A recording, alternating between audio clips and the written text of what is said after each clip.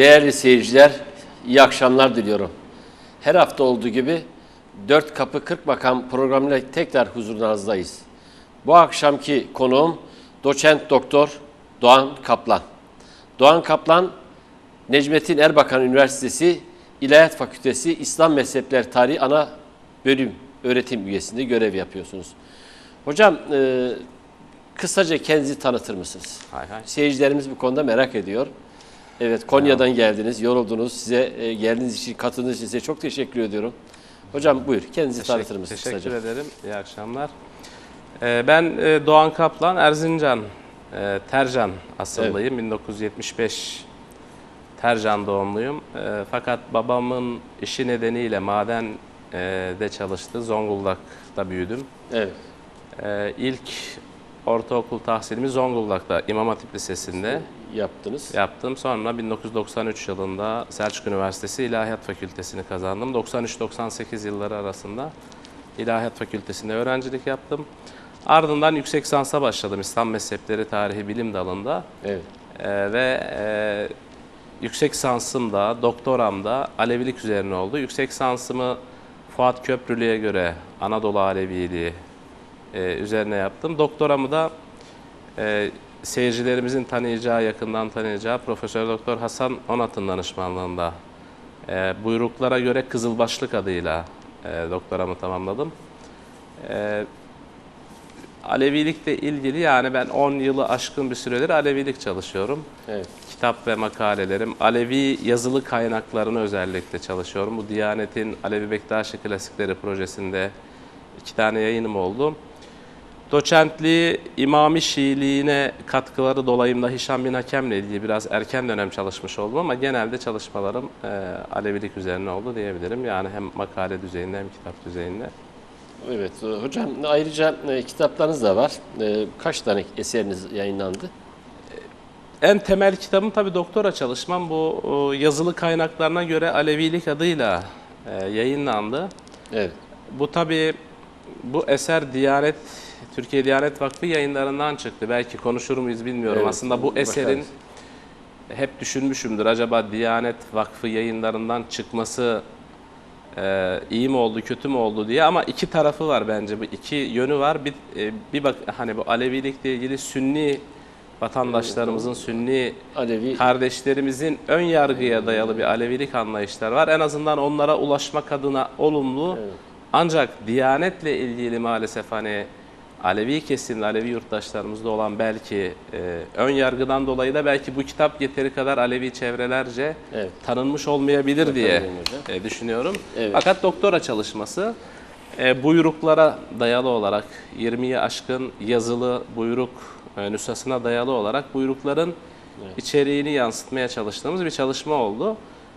Yani şu anda da 4 baskı yaptı, 6000 üzerinde de bir satışa ulaştı. Evet. Fakat işte dediğim gibi Diyanet tarafından yani Diyanet'e yayınlatmam acaba hep onu düşünmüşümdür yani. Acaba yayınlatmasaydım hani Alevi kesime de ya da diğer kesimlere de ulaşabilir miydik diye düşünmüşümdür onu. Şimdi tabii bu bir eksiklikten kaynaklı. Eğer Alevi kurumları, vakıfları, dernekleri ya da kanaat önderleri böyle sizin gibi değerli bilim adamları üniversitelerde Alevilik üzerine yapmış olduğu çalışmalara katkı sunmuş olsalardı, kurumsallaşmış olsalardı, elbette ki bu sizin eserleriniz bu kurumlar tarafından çıkarılmış olsaydı Alevi olan, inancına sahip olan insanlara da daha kolay ulaşırdı ve bu konuda da değer katardı. Tabii. Ama şunu söylememe izin verin. Yani Diyanet'ten çıkmış olması tabii ben Diyanet İşleri Başkanlığı biliyorsunuz son yıllarda hizmet içi eğitimler de yapıyor kendi imamlarına, görevlilerine. O vesileyle de ben de gidiyorum konuşmaya. Hani Diyanet camiasında çok tanındığını kitabın ve Alevilikle ilgili hani çok dönüt aldım. Özellikle imam kardeşlerimizden yani biz Aleviliği hani İslam dışı, din dışı görüyorduk ama bu kitaba göre ise tam İslam'ın özü kendisi gibi. Yani o bakımdan hani en azından bir cephede ön yargıları yıktığını söyleyebiliriz ya da katkı sağladığını, ön yargının yıkılmasına katkı sağladığını önemli olan bu ön yargıları yıkmak. Gerçekten Alevi sosyolojisini, Alevi inancını, erkanlarını Alevi felsefesini gerçekten de bilinmeyenlere tanıtmak ve öğretmektir. Temel amacımız da bu zaten.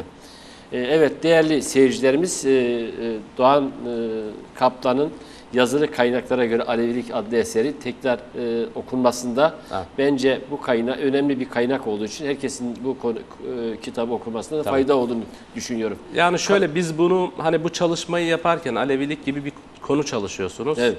Yani iki taraflı bir şey değil mi? Hani iki tarafında da sorun olan bir şey. Yani farklı cephelerin bulunduğu. Evet, evet. Bu eseri biz yani doktora çalışması yaparken danışman hocamızla da diğer konuştuğumuz arkadaşlarla da Alevi dostlarımızla da dedelerimizle de istişare ettiğimizde hani sünni bakış açısıyla bir Alevilik çalışması olmasın diye gayret ettik. Evet. Bunun için de içeriğini oluştururken Buna buyruklara dayalı olduğu için buyrukların kendi içeriğini yansıtmaya çalıştık. Yani hani mesela bizim klasik kelamda ne vardır?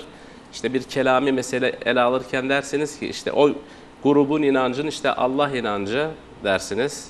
İşte ahiret inancı dersiniz, peygamberlik, melekler, böyle bir şey yapmadık. O klasik kelamdaki şablonu yansıtmadık. Ne yaptık? Evet. Buyruklar kendini nasıl ortaya koyuyorsa, yani buyrukların içeriğini yansıtmaya çalıştık. O yönüyle de hani özgün bir çalışma olduğunu söyleyebilirim. Konumunu koru. Hocam şimdi bunun dışında yazılı kaynaklara göre Alevilik, Sefaviler ve Kızılbaşlık Alevinin tarihsel temelleri, Evet. Hişam el-Hakem hayatı görüşleri, İmam Şiiliği katkıları, bilinmeyen yas dinmeyen gözyaşı Kerbela Muharrem, Şeyh Safi buyruğu değil mi? Tabii. Aleviliğin yazılı kaynakları, buyrukların kökeni, Eli Haklar, Yarsanilik, Kürtler ayrıca. Yine 10 soruda Selefilik ve Selefelik gibi çeşitli ayrıca. Tabii yani hem kitap düzeyinde 6 kitap var çoğu Alevilikle ilgili, bir de makaleler işte hem kendi alanımla mezhepler tarihinin işte Selefilik de işin içinde var. İmamilik, Şiilikte. Ama mesela bir mum söndüğüyle ilgili de Bir makale hani mum söndüğü iftirasının tarihsel temelleri diye bir giriş sayılabilecek makalemde var. Daha çok Alevilikle ilgili çalışmalarım o yönde. Şimdi yine ben burada gördüğüm kadarıyla gerçekten de Alevilik üzerine ciddi çalışmalarınız olduğunu biliyorum. Bunun dışında Tahran Üniversitesi'nde, İngiltere'de, yine Selçuk Üniversitesi İlahiyat Fakültesi'nde görev yapmışsınız. Onun dışında tabii çok şükür hani yani devleti, Arapça, tabii, Farsça tabii, ve İngilizce biliyorsunuz.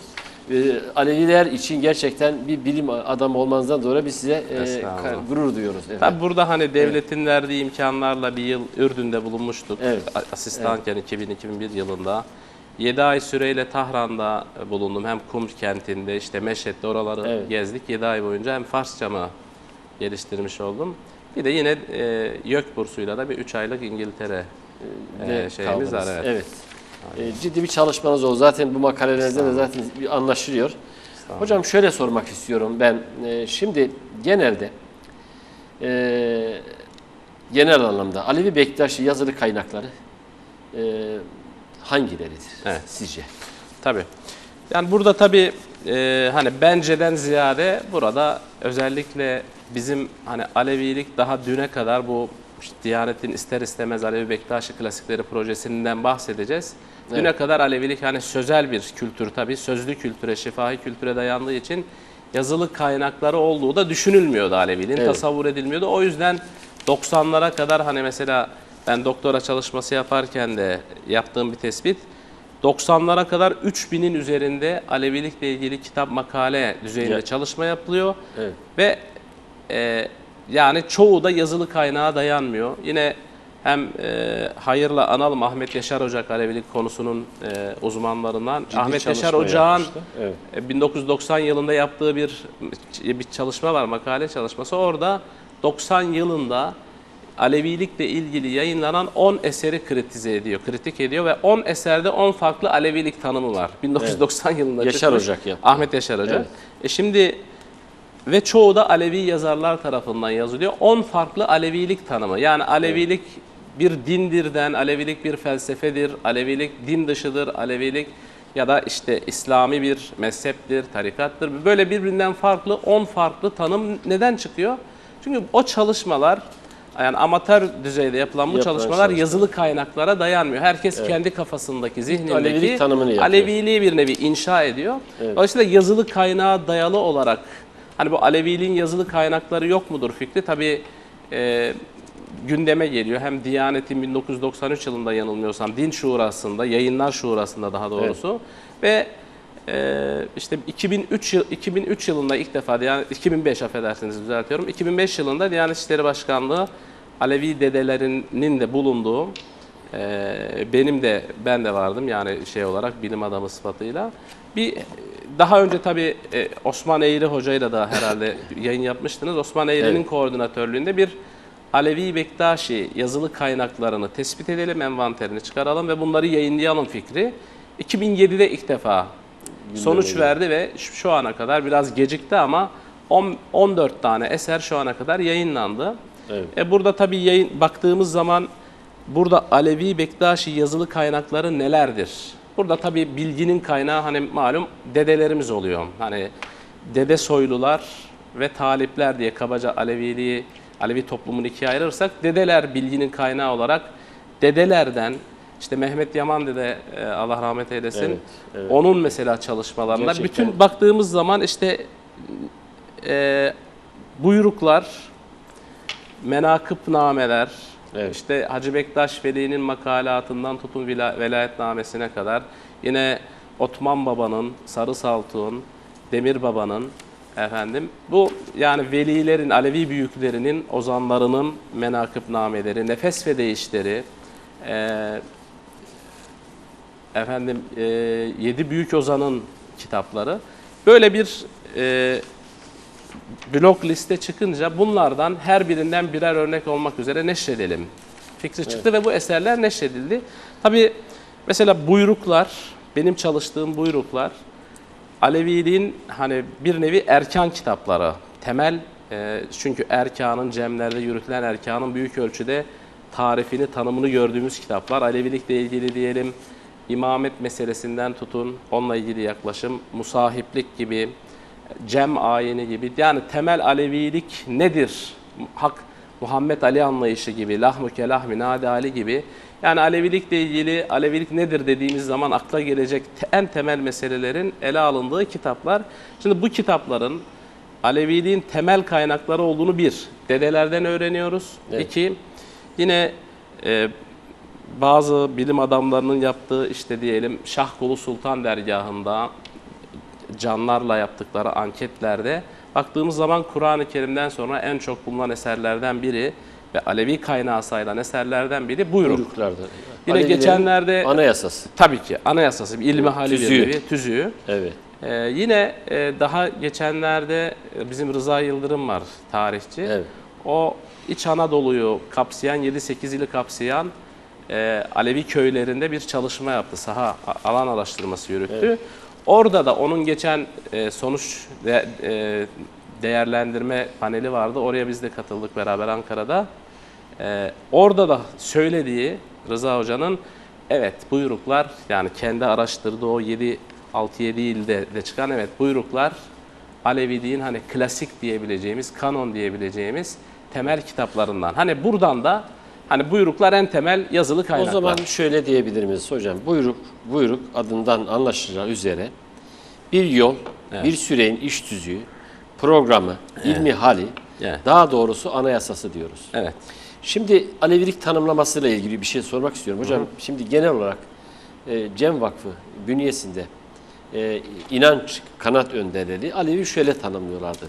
Gene bu ayım kararlarında da Alevi tanımlamasında öncelikle Alevilik Allah'ın birliğine, Hazreti Muhammed peygamberliğine ve Allah'ın kelamı olan Kur'an'a dayanan İslam'ın tasavvuf ve akılcı bir yorumuna ve uygulama biçimi olarak değerlendiriyor. Yine bir başka şekilde dini İslam, kitabı Kur'an, Allah'a kul, Hazreti Muhammed'e nübüvvetine bağlı, Hazreti Ali, Hazreti Hüseyin'i, Ehli Beyt'in yolunu sürenlerdir. Eline, diline, beline, aşına, işine sahip olan, cömert olan, alnı açık olan, gerçekten iyi düşüncede, iyi sözde kendisini bulan, Allah'ın korkusunu yerine sevgisini benimseyen, şeriat, tarikat, marifet, hakikata ulaşan olgunlaşma yolu olarak kabul ediyoruz. Yani ben de bu tanımlara aynen katılırım. katılıyorsunuz. Çünkü hani bu buyruklar eksenine baktığımız zaman da Aleviliğin temel erken kitapları olan buyruklardan da deseniz ki buyruklardan hareketle bir Alevilik tanımı yapın deseniz ben de aşağı yukarı aynı tanımı yaparım. Tamamen çünkü dediğiniz gibi 4 kapı 40 makam esasına dayanan tasavvufi bir yapı. Hatta ben biraz daha ileri gidip bir tarikattır diyorum. Hani bizim klasik şey de şimdi hani Alevilik İslam'ın içinde. Değil mi? İslam'ın özü diyoruz. Özüdür diyoruz. Peki İslam'ın içinde mezhepler var, tarikatlar, gruplar nedir deseniz tarikat deriz. Yani çünkü 4 kapı 40 makamı önceleyen bir tasavvufi anlayışa dayalı bir tarikattır deriz. Tabii bununla ilgili şimdi biz Ehl-i Beyt yolu olarak da ilgiliyiz. Yani tabii. Alevilik Ehl-i Beyt yolu sürenlerdir diyebiliriz. Tabii. Hocam şimdi biraz önce bahsettiniz. Veliyatnameler, menkıbeler, faziletnameler, erkanemeler, servatnameler, nasihatnameler, cönkler ve icazatnameler, secereler, fermanlar. Alevilerle ilgili el yazmaları var bildiğimiz kadar. Şimdi yine basılı eserler var. İcazetnameler var. Secereler var. Mektuplar, tapular, arşiv kayıtları var. Böyle değişik şekilde biz sıralayabiliriz. Şimdi bizim bu eserler içerisinde, yazılı kaynaklar içerisinde mesela bir kısmı gün ışığına çıkmış. Ama bir kısmı da hala çıkmamıştır. Mesela bunlardan birkaçını şöyle Bektaşi klasiklerini ve Alevi kaynaklarını sıraladığınız zaman Ahmet Faki'nin Çarnemesi, Şeyh Han'ın Müanil Müridisi, Muhammed bin Ali'nin Necül Feradisi, Hatipoğlu Mehmet'in Berül Hakaik Feranamesi.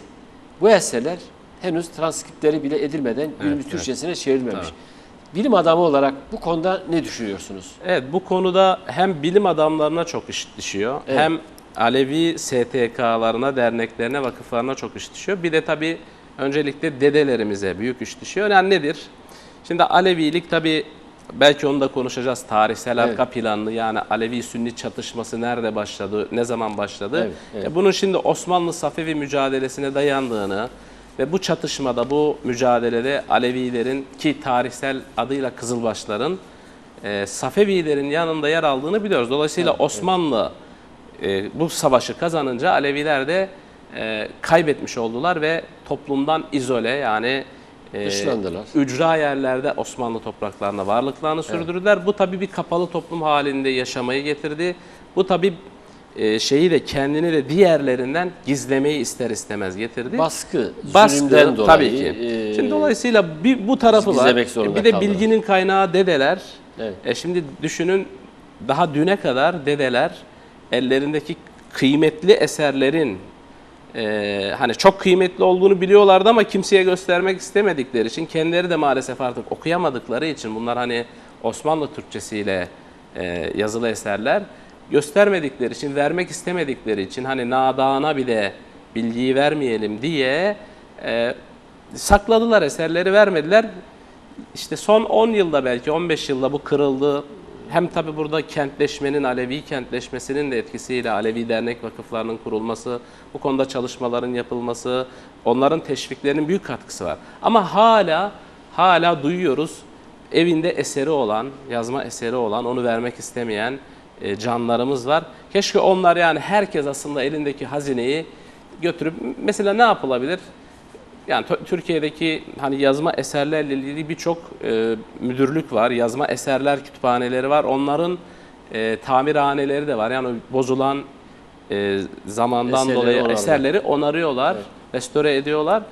Hatta veriyorsunuz, size dijitalini de veriyorlar. Yani ya onlar marifetiyle, ya da bazı üniversitelerin araştırma merkezleri var. Ya da Cem Vakfı gibi büyük Alevi dernek ve vakıflarına vererek, hani bunların araştırmacıların imkanına sunulmaları gerekir.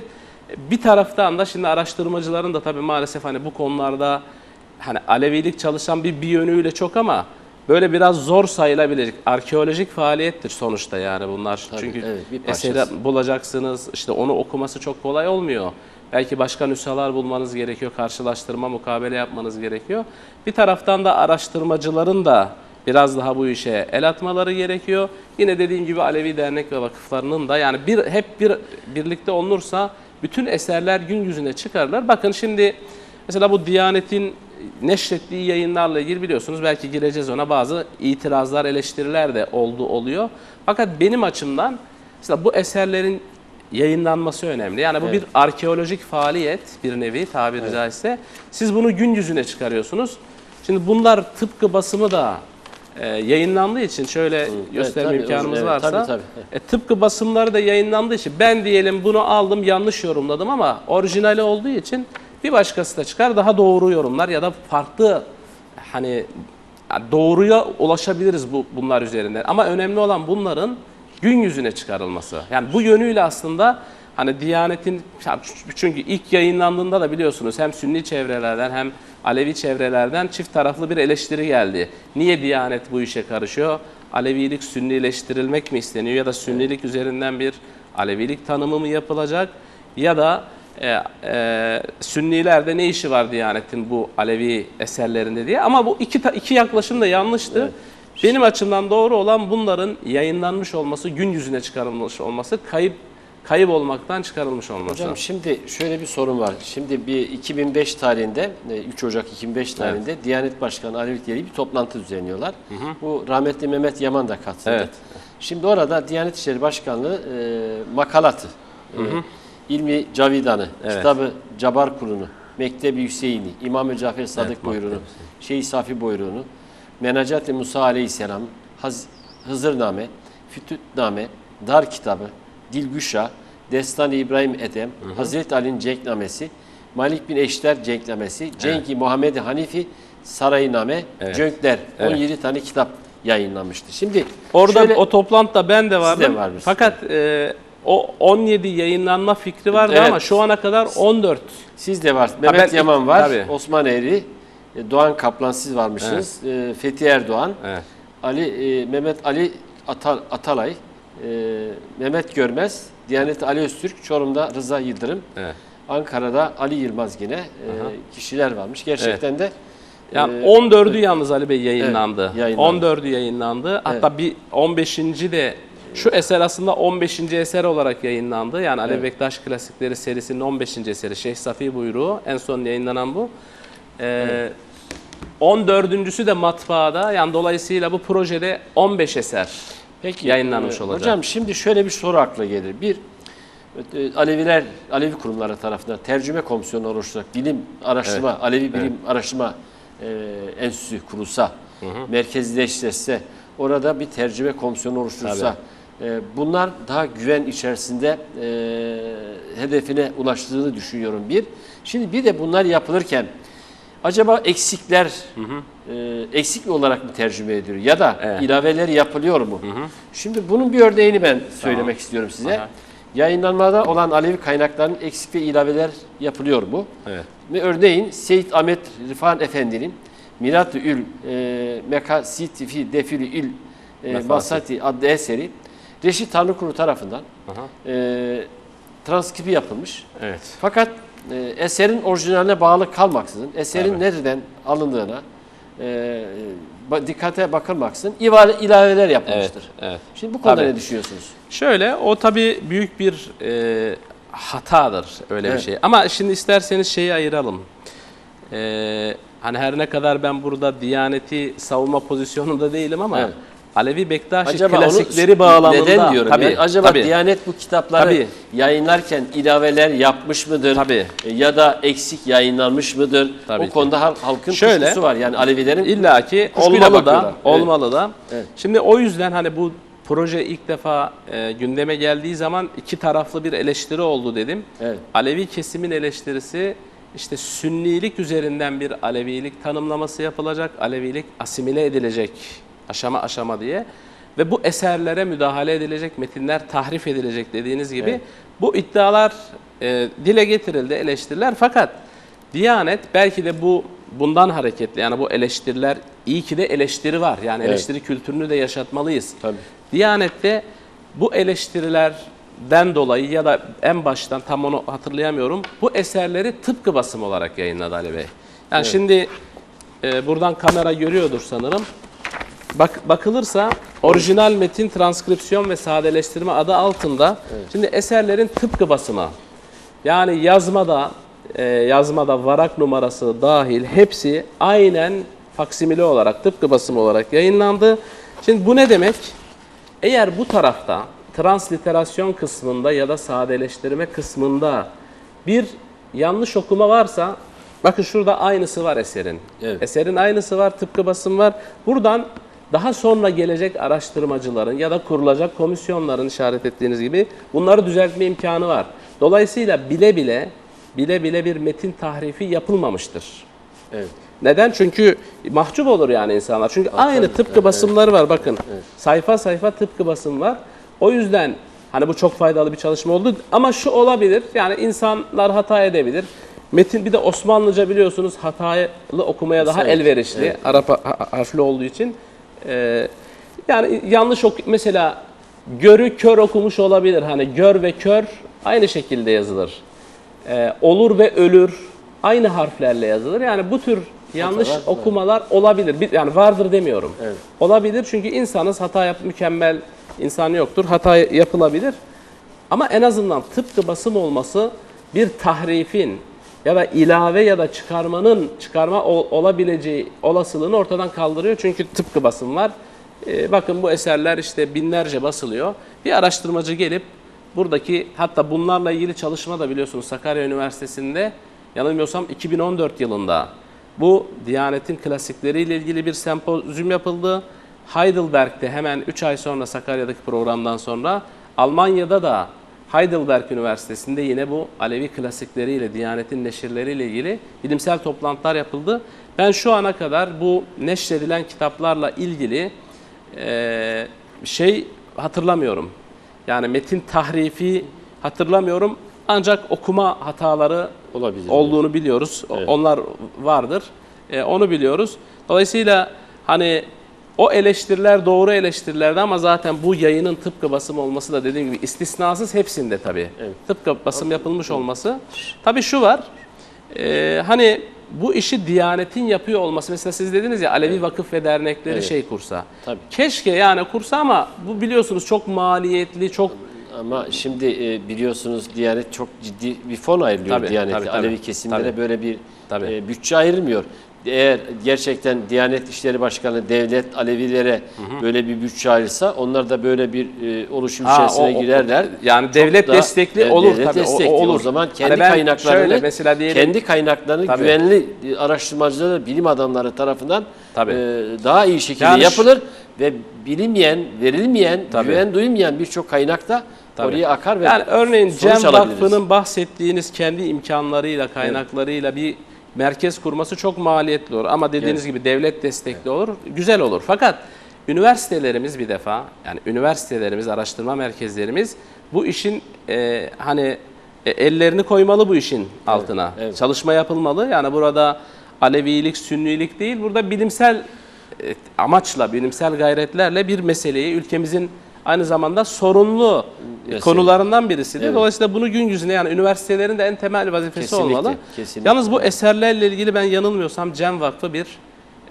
komisyon inceleme heyeti kurdu. Hani bu yayınlanan, neşredilen eserlerde bir tahrif var mı diye. Öyle bir şeyden de haberimiz olmuştu o zamanlar ve bir olumsuz şey de olmadığını biliyorum. Yani komisyonun hani bu yayınlanan eserlerle ilgili olumsuz bir metin tahrifi, ilave çıkarma gibi bir şeyin olduğunu da bilmiyorum. Yani öyle bir şey tespit edilmediğini biliyorum. 2004-2006'da Cem Vakfı'na bağlı benim de içinde olduğum bilim ve eğitim komisyonu vardı. Tabii kısmen bireysel olarak incelendi ama kapsamlı olarak bunlar tam iyi şekilde değerlendirip rapor haline getirilmedi. Hocam şimdi şöyle bir soru aklımıza gelir. Şimdi Alevi Bektaşi kaynaklarının yayınlanmasında kimlerin ihtiyacı var? Evet. Mesela aklıma ilk gel. Öncelikle Sünnilerin, Aleviliği öğrenmeler açısından. Alevilerin, araştırmacıların, yurt dışındaki Balkanlardaki Arnavutların, Bulgaristan, Romanya, Yunanistan, dünyanın birçok yerine dağılmış olan Alevilerin ihtiyacı var diyorum. Siz ne diyorsunuz bu konuda? Aynen, ben de öyle düşünüyorum. Çünkü hani bu mesele, Alevilik meselesi diyelim ki bilimin ancak meraklıları tarafından çalışılabilecek bir konu olsa, hani tarihin derinliklerinde ama insanlar merak ediyor. Diyelim ki Mısır piramitleri nasıl meydana geldi? İnsanlar bunu merak ediyor. Ama bu gündelik hayatta bizim hiçbirimizi ilgilendiren bir konu değil. Fakat Alevilik böyle değil, değil mi? Alevilik, Sünnilik, yani biraz da bu Alevi-Sünni çatışması bizim hani bir nevi kanayan yaramız ya da kanatılabilecek yaramız, sorun olarak hani bizim Madımak Oteli, Çorum, Maraş olayları, Sivas, Dersim. Dersim, yani iki toplumun birbiriyle çatıştırıldığı, birbirine kırdırıldığı ince bir, hassas bir mesele olduğu için çok şükür eskiye nazaran daha iyi. Hani diyalog anlamında Sünnilerin, Alevilerin birbirini tanıması. Kısmen Tabii, yıkılıyor yavaş yavaş. bu hani bu güzel şey var ama en azından yani Alevi'nin olduğu kadar Sünni'nin de Aleviliği bilmeye, anlamaya ihtiyacı var. Tüm kesimlerin. Çünkü bu en temel, yani çünkü hani nüfusumuzun en azından %10'u, yani %10'una yakını, hani resmi rakamların %10'una yakını 25 Alevilerden milyon oluşuyor hani. Dolayısıyla bu yani yanı başımızda yaşayan insanlar, bunları bilmezsek, tanımazsak, hani ben bir hani ilahiyatçı da olunca mezhepler tarihi derslerinde öğrencilerime şunu diyorum: değil sadece Aleviliği, Türkiye'de yaşayan bütün dini grupları, mezhepleri bilmemiz gerekir. Evet hocam, evet. Kısa bir aradan sonra devam edeceğiz. Reklamlar.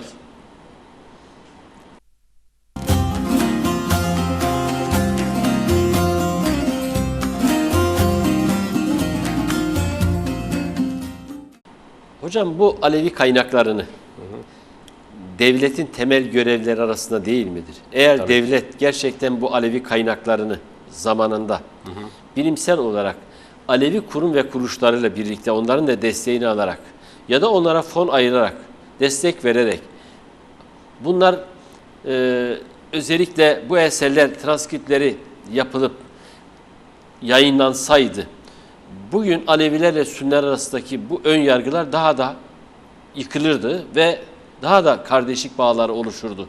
Bu konudaki düşüncenizi alabilirim. Tabii çok geç kalındığını ben de düşünüyorum ama yani ülkemizin de durumu ortada, yani daha yeni bir darbe girişiminden çok şükür başarısızlıkla sonuçlanan kurtulduk. Yani normalleşme ile ilgili bu. Hani her sorun, yani sadece Alevilik, Sünnilik değil, tüm sorunlarımızı çözmemiz gerekir. Ama işte ülkenin de normalleşmesi lazım.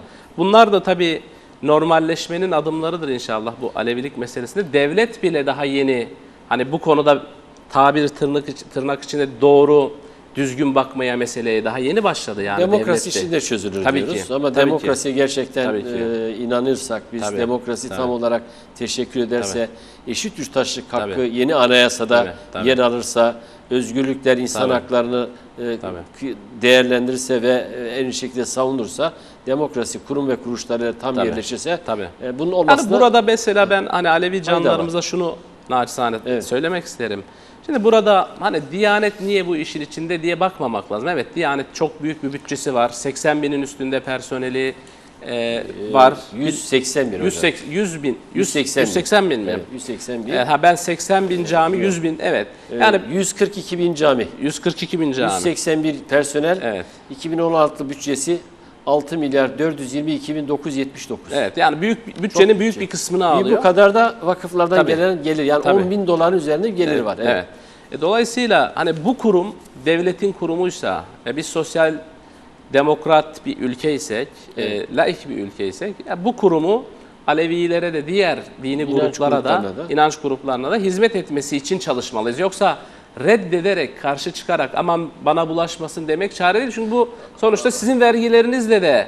Ama hocam şimdiye kadar Diyanet iyi niyet belirtileri göstermedi. Yani şimdi sapık inançtır dedi, cümbüş evidir dedi, benzer böyle şeyler, işte başkanları da dahil olmak üzere bu meseleye Alevilere hep ön yargıyla baktılar. Maalesef. Onların kurumlarında çalışan imamlar da Alevilere karşı böyle kin, nefret kusmaya başladılar. Yani devletin temel görevi gerçekten iyi eğitilmiş din adamlarının yetişmesi. İşte ön yargılardan arınmış demokrat, gerçekten de ülkesini seven, milleti seven, toplumun bütünlüğü, birliğini sağlayan inanç kurumlarında imamları görevlendirmesi lazım, müftüleri görevlendirmesi lazım. Yani şu tarihten geriye baktığımız zaman çok şükür şu an bulunduğumuz nokta geçmişe oranla çok iyi. Evet. Yani o bahsettiğiniz şaşı bakış, Aleviliğe şaşı bakış, yanlış bakış yavaş yavaş da olsa hani bu Düzeliyor. ön yargılar yıkılıyor, düzeliyor. İnşallah hani bunun daha da iyi olması için çalışmalıyız, gayret etmeliyiz. Peki hocam şimdi Seyit Nesimi, Virani, Evet. Pir Sultan Abdal, yine Kuloğlu, Seyrani, Şah Hatay, Hacı Bektaş Veli, Sarı Saltuk, Abdal Musa, Hacım Sultan, Kaygusuz Abdal, Baba Mansur, Seyit Mahmud-u Hayrani, Güreş, evet. benzer bu Alevi büyüklerinin hayatları, belgesel veya senaryoları, filmleri yapılsa, çocuklara da bunların yaşamları tanıtacak çizgi kitaplar, Tabii. filmler yapılsa, bu ön yargılar daha çabuk yıkılmaz mı? Daha çabuk yıkılır ve hani Yıkılmaz mı? hakikaten Bu konudaki düşüncelerinizi yani bu alabilirim. 21. yüzyılda işte sosyal medyanın tavan yaptığı bütün mecralarıyla görselliğin ön planda olduğu günümüzde dediğiniz büyüklerimiz de ister bunlar veliler olsun ister şair ve ozanlar olsun bunlarla ilgili hem senaryolara dayalı küçük kısa filmler, belgeseller, çizgi filmler olsa hani gençliğimize tarih şuuru, bilinci kazandırmak adına da ve o geçmişteki bu hani manevi büyükler diyoruz bunlara değil mi? Medeniyetimizi kuran manevi dinamikler, manevi büyükler bunların tanıtılmışlığını da sağlamış oluruz, tanıtmış oluruz. Bir de hani bizim aslında hani Hollywood filmlerinde böyle fantastik filmlerde değil mi? Çok böyle olağanüstü olaylarla ilgili işte büyü temalı ya da geçmiş işte bir sürü böyle fantastik filmler oluyor. Aslında aynısı bizim kendi kültürümüzde de var. Yani bakın mesela Hacı Bektaş Veli'nin velayetnamesine baktığınız zaman onun işte duvarı yürütmesi, kartal donunda, güvercin donunda işte Anadolu'ya gelmesi, Karacaahmet'in Şahin donunda onu karşılaması, yani böyle şey değiştirme. Hani fantastik ögeler de çok. Evet, evet. Yani bu bizim kültürümüzde, bizim geçmişimizde de bu tür fantastik sayılabilecek. Bunların tabii sembolizm bu. Hani bunların tabii ki mesela güvercin donunda olması demek barışı temsil etmesi demek. Evet, Barış evet, şeyle gelmesi. doğru. Fakat hani bizim sinema diliyle de bu fantastik diyebileceğimiz olağanüstü olayları eğer hani bir film diliyle şimdi değil mi mesela günümüzde tarihi filmler çok revaçta şu anda bizim ülkemizde de. Yani bizim Alevi Bektaşi temel kaynaklarına dayalı olarak da bu ulu şahsiyetleri, tarihi şahsiyetleri anlatabileceğimiz çok materyal var.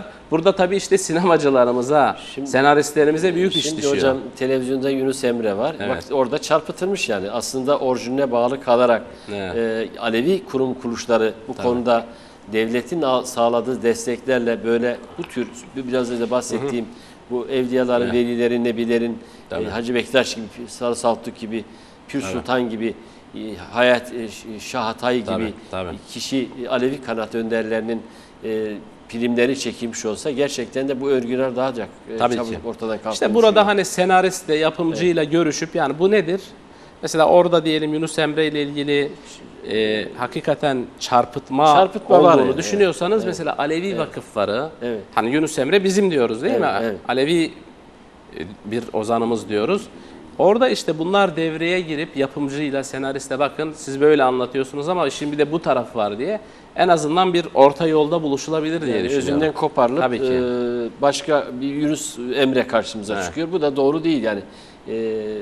Bu sıkıntı yaratıyor. Tabii hani bu sinema dilinde mesela bazen bu tarihi filmlerde işte deniyor ki ya burada çok aşk mesela değil mi? Evet. Hani bir sevda yüzünden mesela yola girmiş olabiliyor. Bu tabii sinema dilinin biraz bu şeyini tolere etmek lazım. Sonuçta seyirciyi çekmek için ama hakikaten bahsettiğiniz anlamda bir temel çarpıtmalar varsa bununla ilgili de derneklerimiz, vakıflarımız devreye girip işte yapımcı, senariste vesaire konuşulabilir. Hocam şimdi konumuz buyruklar. Buyruklar Sefavi ilişkisi. Buyrukların Sefaviler tarafından yazdırılmış metin olup olmadıkları konusundaki düşünceleriniz Tabii. nedir? Şimdi Ali Beyciğim biz hani tarihen şunu biliyoruz. Tarihen Alevilik isminin bir şemsiye isim olduğunu, işte 1900'lerden bu tarafa kullanıldığını, Evet. gerçekte Alevilik isminin tarihi isminin Kızılbaşlık olduğunu tarihi verilerden hareketle biliyoruz. İşte şimdi yerel adlandırmalar var diyelim, işte tahtacılar, çepniler, sıraçlar, ışıklar, torlaklar ve benzeri. Ama şemsiye kavram olarak Alevilik günümüzde 1900'den önce de Kızılbaşlık olduğunu biliyoruz. Kızılbaşlık deyince de yine tarihen Kızılbaşlıların ilk defa Şah Haydar tarafından, Safevi Devleti'nin kurucusu Şah İsmail'in babası Şah Haydar tarafından kendi Türkmen dervişlerinin diğerlerinden bir farkı olsun diye, alameti farikası olsun diye kırmızı bir serpuş, börk taktığı, 12 imamı temsilen 12 dilimli olduğu, bunu biliyoruz. Evet. Yani Safevilerle Kızılbaşların ilişkisini 7 tane büyük, mesela Kızılbaş Türkmen Ocağı'nın ve kökeni Anadolu'da olan aşiretinin Safevilerin en büyük destekçileri olduğunu biliyoruz. Afşarlar. Bu bir tabii Rumlu, Şamlular, Şamlı, Ustacalı, Kaçarlar, bunları biliyoruz. Bunu saymakta fayda Tabii, var, halk da tabii. bilsin yani. O anlamda Şimdi tabii hani mesela Rumlu, Şamlı, Ustacalı dediğimiz zaman hepsinin de yazlığa da kışlığa da Anadolu. O yüzden mesela Safevi Devleti'ni anlatırken ne denir? Derler ki başı İran'da, gövdesi Anadolu'da bir devlet. Bu metaforla tanımlarlar. Ne demek bu? İnsan kaynağı Anadolu'dan. Hani İbn Kemal'in etraki bi idrak dediği, yani idraksiz Türkler davarlarını satıp karşı tarafa geçtiler diye. Şimdi bu tarihen bunu biliyoruz. Safeviler Kızılbaşlık ilişkisini. Aynı tarihen bildiğimiz bu gerçeği bu buyruklar da bize veriyor. Şimdi Şeyh Safi buyruklarına baktığımız zaman Şeyh Safi buyrukları, mesela Şeyh Safi isminde olması Safevi etkisini gösteriyor. Hakikaten de baktığımız zaman bu buyruklarda hani içerik olarak bu soru cevaplı diyaloglar şeklinde geçiyor. Şeyh Safi ile Şeyh Safiüddin Erdebili'dir bu. Şah İsmail'in 6. kuşaktan dedesi ve Safevi tarikatının kurucusu. Oğlu Şeyh Sadreddin Musa ile arasında geçen diyaloglar. Şeyh Safi ile Şeyh Sadreddin arasında geçen, işte bu kitap mesela buyruk nereden ortaya çıktığından tutun 4 kapı 40 makam, tarikata nasıl girilir, musahiplik nedir, Muhammed Ali yolu, 3 sünnet-i farz gibi. Yani bu konuların diyalog şeklinde Şeyh Safi ile Şeyh Sadreddin arasında. Ama şimdi baktığımız zaman mesela şu anda elimizde 20'nin üstünde Şeyh Safi buyruğu var. Bunlara baktığımız zaman hepsi de 1600'lü yıllarda yazılmış. Özellikle işte Şah Tahmas döneminde, yani Şah İsmail'in oğlu Şah Tahmas döneminde ve Şah Abbas-ı Bozorg denilen büyük 1. Şah Abbas döneminde bu eserlerin yazdırılıp Anadolu'daki müritlerine gönderildiği ortaya çıkıyor. Hani orada mesela çok, hani ben niye bu buyrukları bir tarikat diye tanımlıyorum? Şimdi yola giriş anlatılırken deniyor ki hani yola girmek istiyor birisi. Daha önce yola girmiş bir rehber eşliğinde cem erkan erenlerinin huzuruna gidilir. Ona tabi denir ki gelme gelme dönme denme. Evet. Gelenin canı dönenin malı. Bu demirden leblebidir. Emin misin? Ve tabi kuşak üstüne kuşak olmaz diye, eğer başka bir tarikata mensupsa, başka birinden el almışsa, tövbe almışsa bu da olmayacağı.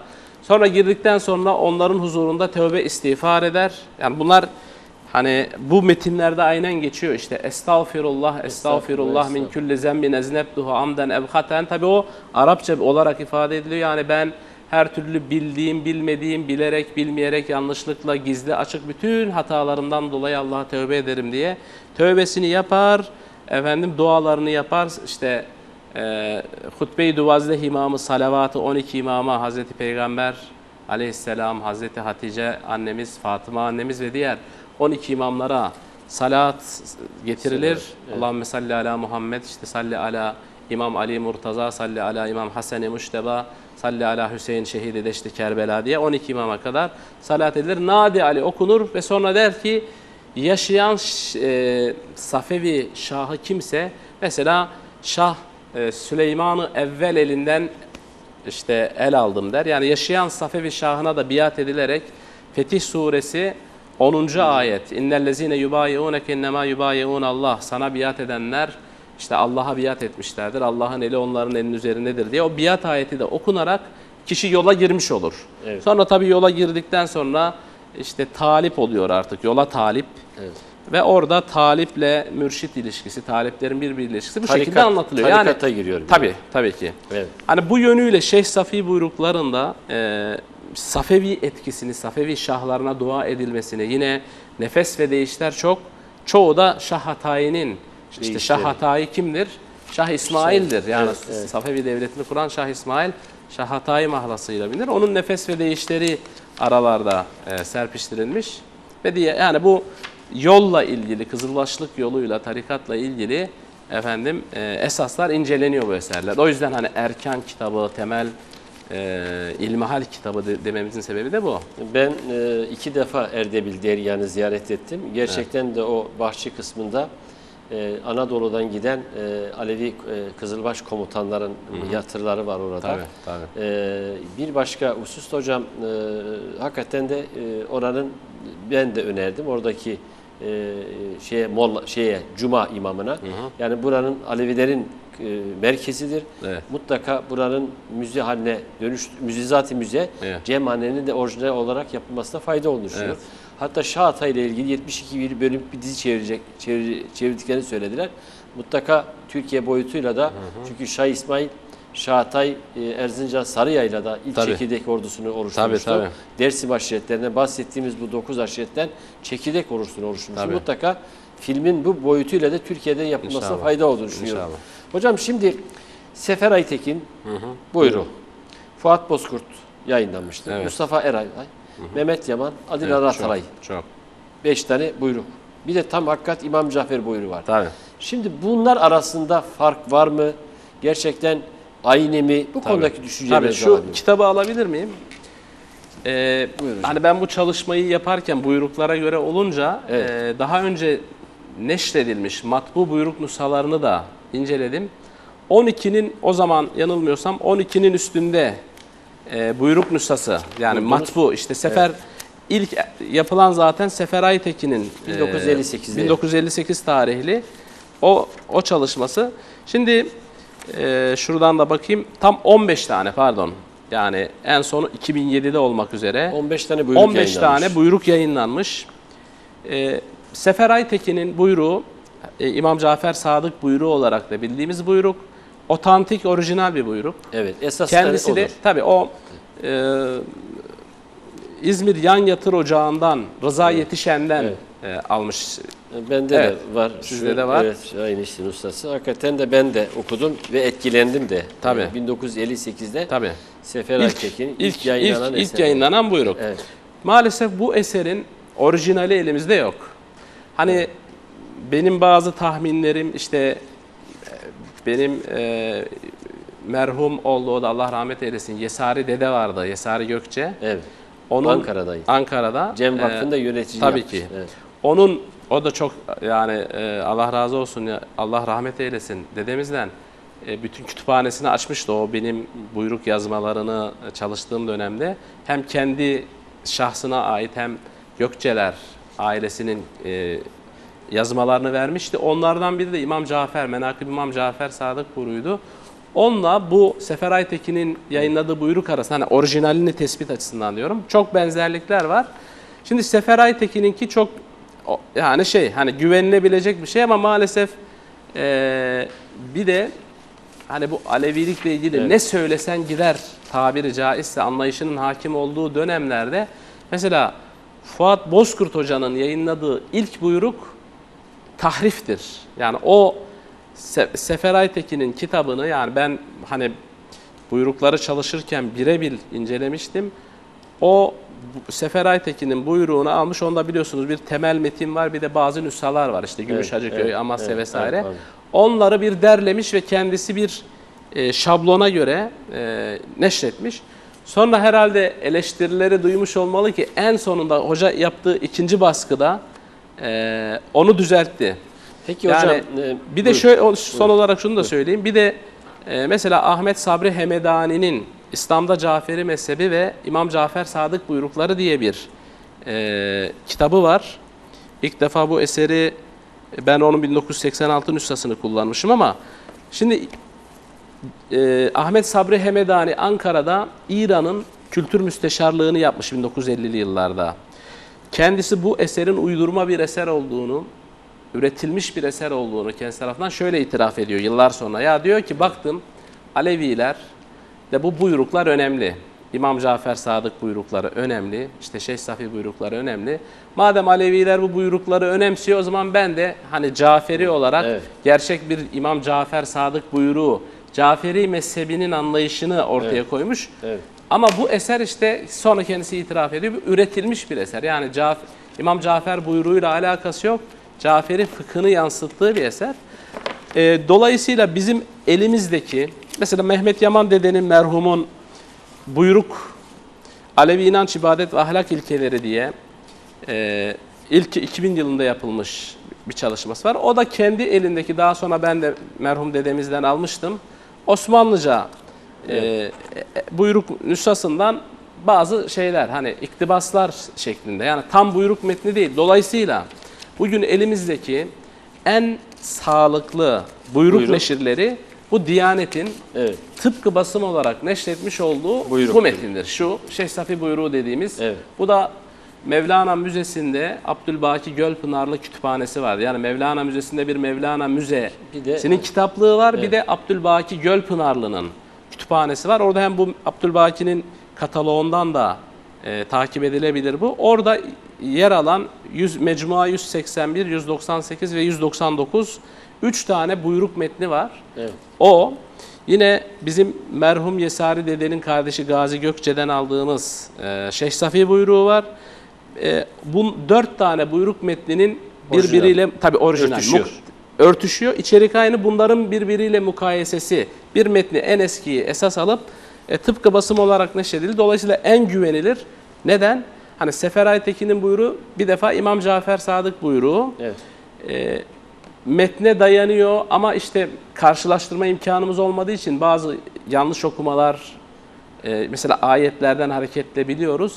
Onun metni elimizde olmadığı için karşılaştırma imkanımız yok ama var olan matbu buyruk neşirleri içerisinde en güvenilir o.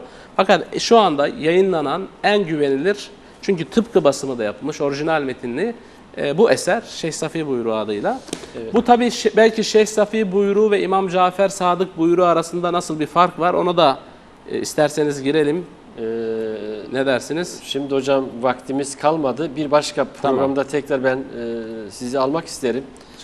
Seyircilerim huzuruna bir kez daha sizden söz almak istiyorum. İnşallah, tabii ki. Hocam şimdi şöyle bir soru. Sorularımız çok aslında da talep mürşit ilişkisinde tutun 3 sünnet 7 farzı da konuşacaktık biz ama buyrukların içerikleri konusunda daha derin bir konuşma yapacaktık. Ancak son dönemlerde biliriz gibi Cem Vakfı Genel Başkanı Profesör İzzettin Doğan'ın da ciddi bir çalışması sonucunda o AİM kararlarında 3 tane dava kazanıldı. Bu davalardan Alevi inancını yerine getirmesiyle ilgili bağlantı hizmetlerini, kamu hizmetlerinin ortak olarak sunulmasını, Alevilere mahsus olan ibadet yerlerini, cemevlerinin ibadethane sorunun çözümü konusunda Alevi dedelerinin kamu görevlisi olarak sayılması ve istihdam edilmesi, Alevi inancını yerine getirmesi için, ilgi işler için bütçeden pay ayrılması ve cemevlerinin ibadethane olması konusunda ciddi çalışmalar sonucunda bu kararların, AİM kararları kesinleşti ve 9. maddede de din vicdan özgürlüğü ihlal edildiği kabul edildi. Bu konudaki görüşlerinizi bir bilim adamı olarak almak istiyorum. Yani gönül isterdi ki bunlar Avrupa İnsan Hakları Mahkemesi kararı olmadan temin edilse, sağlansaydı, ama zaten hani biz İzzettin Doğan dedemizin, hocamızın bu konuda hani Avrupa İnsan Hakları Mahkemesi'ne gitmeyi son çare olarak gördüğünü biliyoruz. Yani kendisi hep söylüyordu demeçlerinde. Yani bizi buna zorlamayın, siz verin diye. Ama işte iç hukuk tüketildikten sonra bu yola başvuruldu. Hani keşke iç hukukla bunu temin edilseydi. Ama hani sonuçta hakkınızı savunmanız gerekiyor, talep etmeniz gerekiyor, mücadele etmeniz gerekiyor. Hani ülkemizin şeyi bu maalesef. Kararlara gelince hani biliyorsunuz devlet de hani bir Alevi çalıştayları yaptı. Alevilik açılımı dendi, Alevi çalıştayları dendi. Bu çalıştayların ilkine ben de katılmıştım. Aslında birçok sıkıntı, gündem sürekli değiştiği için Alevilikle ilgili devletin bir noktaya, hükümetin geldiğini ve birçok hani Cem Vakfı'nın da onaylayacağı, Alevi STK'ların büyük kısmının onaylayacağı bir çözüm ortaya koyacağını duyuyorduk, biliyorduk ama bir türlü raftan inmedi. İnşallah o iner. Hani bu devletin de işin içinde olduğu, bu hani bu çalıştaylar sonucunda çıkan sonuca göre somut bazı şeyler, işte cemevlerine hukuki statü tanınmasından tutun, oradaki elektrik, su gibi temel ihtiyaçlarının giderilmesi gibi bu konuda hükümetin olumlu yaklaştığını biliyoruz. İnşallah iyiye doğru gidiyoruz. Çok görünüyor. teşekkür ederim hocam. Rica ederim. Katkılarınıza da ben bir kez daha çok teşekkür ediyorum. Değerli seyirciler, doçent doktor Doğan Kaplan'la bu akşam Alevi yazılı kaynakları ve buyruklarını konuştuk. Haftaya tekrar 4 Kapı 40 Makam programında görüşmek üzere. Hoşça kalın, dostça kalın, sağlıcakla kalın. İyi akşamlar diliyorum.